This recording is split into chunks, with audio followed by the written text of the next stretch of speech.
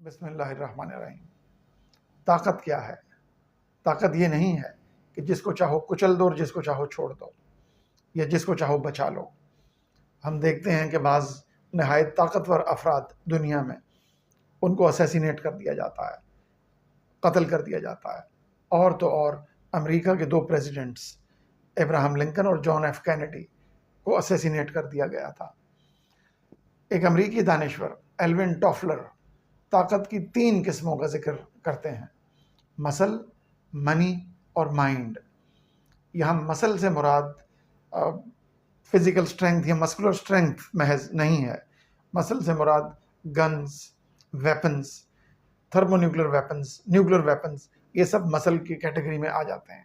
منی سے مراد مال و دولت، پیسہ، پراپرٹی، کیپٹل، یہ سب منی کے ڈومین میں آ جاتے ہیں۔ اور مائنڈ سے مراد نالج، انفارمیشن، کریٹیوٹی، انوویٹیونیس۔ تو یہ 3 بڑی شکلیں ہیں طاقت کی یا پاور کی ایلون ٹافلر کے نزدیک۔ تو یہ تینوں کو پاور کیوں کہا جائے، یعنی کہ پاور کیا ہے؟ ویسے عام طور پر طاقت کی ڈیفینیشن جو بیان کی جاتی ہے، ability to impose your will on others. میرا خیال ہے زیادہ بہتر طریقے سے اسی ڈیفینیشن کو یوں کہا جا سکتا ہے کہ دوسرے کو یا دوسروں کو اپنی مرضی کے مطابق مائل یا قائل یا مجبور کرنے کی صلاحیت کا نام۔ اچھا، اس میں ایک بات اور شامل کر لی جائے کہ بعض فلسفی تو اس حد تک چلے جاتے ہیں کہ بیوٹی کو بھی پاور کی ایک شکل قرار دیتے ہیں۔ تو اگر ہم مسل کا ذکر کریں تو دوسرے کو اپنی مرضی کے مطابق مجبور کرنے کی صلاحیت کا نام، اور اگر ہم پیسے کا ذکر کریں اور بیوٹی کا ذکر کریں تو دوسرے کو اپنی مرضی کے مطابق مائل کرنے کی صلاحیت کا نام، اور اگر ہم مائنڈ کا ذکر کریں تو دوسرے کو اپنی مرضی کے مطابق قائل کرنے کا نام، یعنی پروپیگنڈا کے ذریعے، دلائل کے ذریعے دوسرے کو بے وقوف بنا کر بھی قائل کیا جا سکتا ہے اور دوسرے کو کسی حق بات پر لانے کے لیے بھی قائل کیا جا سکتا ہے۔ ان پاورز کو مختلف مقاصد کے لیے، اچھے اور برے مقاصد کے لیے استعمال کیا جا سکتا ہے۔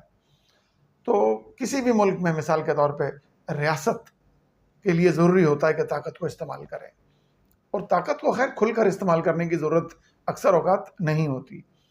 تو تھریٹ آف وائلنس، قانون کا ہونا اور تھریٹ آف وائلنس کا ہونا، وہ تھریٹ آف وائلنس جو ہے وہ بھی اکثر خفیہ یا ویلڈ ہوتی ہے، یعنی تھریٹ آف وائلنس کی موجودگی میں نان وائلنس کو کافی حد تک یقینی بنایا جا سکتا ہے، اور دنیا کی تمام ریاستیں زیادہ یا کم اسی پر عمل پیرا دکھائی دیتی ہیں۔ تو ٹافلر کا یہ خیال درست معلوم نہیں ہوتا کہ صرف علم میں یا مائنڈ میں یہ صلاحیت موجود ہے کہ دوسرے کی شخصیت کو ٹرانسفارم کرتے۔ مثال کے طور پہ مسل کے ذریعے بھی اگر ایک شخص بہت زیادہ عرصے تک مستقل خوف زدہ رہے تو اس کی شخصیت بھی ٹرانسفارم ہو جاتی ہے۔ اسی طرح اگر کوئی شخص لالچ میں مبتلا ہو جائے اور حرام خوری کا عادی بن جائے تو آہستہ آہستہ اس کی شخصیت بھی بالکل ٹرانسفارم ہو جاتی ہے۔ ایک اور پہلو ہے inter convertibility of these 3 powers, یعنی ان میں سے ہر پاور باقی 2 پاورز میں ٹرانسفارم ہو سکتی ہے۔ تو پہلے مسل کی بات کرتے ہیں، یعنی گن کے ذریعے دوسرے سے بعض لوگ مال نکلوا لیتے ہیں، یا بعض ممالک جن کے پاس ویپنز ہیں خوب، وہ دوسرے ممالک کے وسائل پر قابض ہو جاتے ہیں یا قابض ہوئے بغیر ان کے وسائل لوٹ لیتے ہیں۔ تو یہ ہے اس چیز کی مثال کہ کیسے مسل پیسے میں ٹرانسفارم ہو جاتا ہے۔ اسی طرح گن کے ذریعے، وائلنس کے ذریعے، یا مطلب ویپنز کے ذریعے دوسرے سے سیکرٹ انفارمیشن حاصل کی جا سکتی ہے۔ تو یہ ہے کہ مسل نالج میں ٹرانسفارم ہو گیا۔ تو یہ تو ایک مثال ہوئی کہ مسل کیسے دونوں باقی چیزوں میں ٹرانسفارم ہوتا ہے۔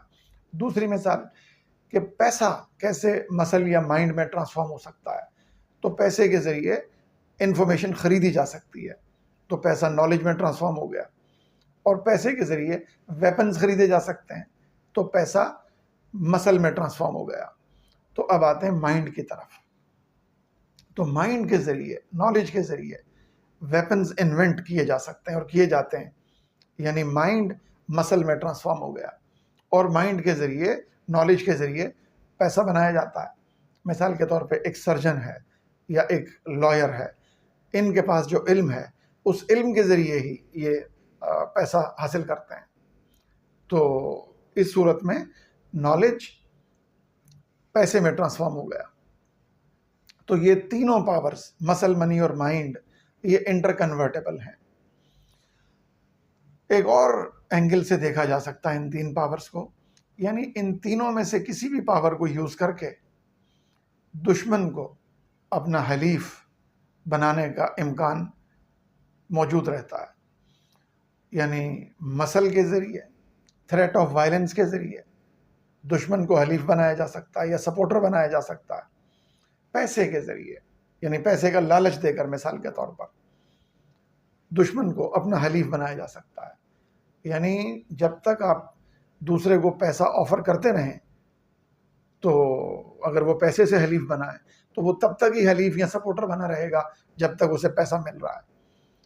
جب اسے پیسہ ملنا بند ہو گیا یا خود اس کے پاس آپ سے زیادہ پیسہ آ گیا تو وہ آپ کا حلیف نہیں رہے گا، یا اسے کوئی ایسا شخص جو آپ سے زیادہ پیسہ آفر کر دے تو اس صورت میں وہ آپ کا نہیں، وہ اس دوسرے شخص کا حلیف یا سپورٹر بن جائے گا۔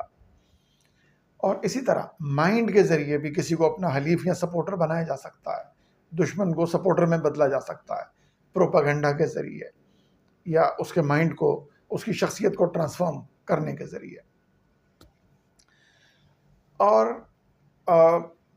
ایک اور بات یہ کہ نالج کیسے مسل اور منی سے مختلف ہے، مائنڈ کیسے ان دونوں سے مختلف ہے۔